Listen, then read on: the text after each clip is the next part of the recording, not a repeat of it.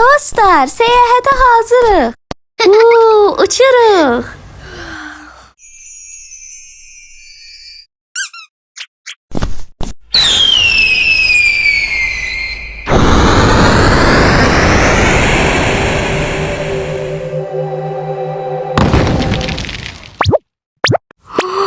O nədir? Siz bizim planete ne maksada gelmişiz? Biz kosmosa səyahət etməyə gəlmişik. Siz nə qədər rəngli və şirinsiniz. Bəs qanadlarınız niyə qaradır? Artık uzun zamandır kanatlarımızın rengi yok açırıp canlımızın eğitirin planetimiz kopkuruyor, çatlıyor.